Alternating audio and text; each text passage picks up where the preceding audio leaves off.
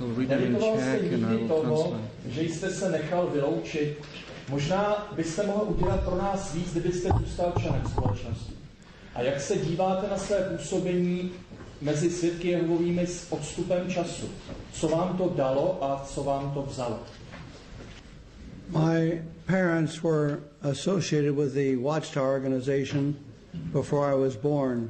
My father was baptized into the religion in 1913. I was born in the year 1922, so you can tell I'm 85 years old. When I graduated from high school in the year 1940, I decided to devote my entire time in the work of the organization. And over the years, I had many experiences. I experienced mob violence where Jehovah's Witnesses were attacked by individuals who consider themselves super patriots. I served as a missionary in the Caribbean for 20 years.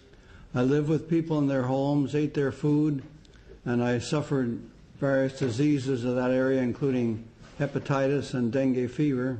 In the Dominican Republic, I had a personal interview with the dictator, Rafael Trujillo, and I knew before I went there that people who disagreed with the dictator often just disappeared. Then in 1969, I received an invitation to go to Brooklyn, where the headquarters of the Watchtower organization is located. And then after a few years, I was invited to become a member of the governing body of Jehovah's Witnesses, which supervises their work in the entire world. The 9 years that I spent on that supreme body changed my whole attitude about their religion. I could see that they were not really governed by the Spirit of Jesus Christ, but everything was based upon organizational policy and tradition. So after a period of time, it came to the point where I could not conscientiously continue. When I was baptized in January 1st, 1939, I remember that as I was placed below the water, there was one thought in my mind, that from now on, my life belongs to God through Christ. And I could not see being part of an organization or a governing body that took upon itself the role and the authority that belongs to Christ Jesus alone. Jesus Christ said, "I am the way, the truth, and the life." The Watchtower Society says, we agree. He is the way, but we are the way to Him. Their publications actually give that idea to their followers that they can have a relationship with Jesus Christ only through that organization. They say, He is the truth, yes, but we are the channel, and all truth comes through us and through our organization. And He is the life, yes, but no one can gain life unless they affiliate with our organization.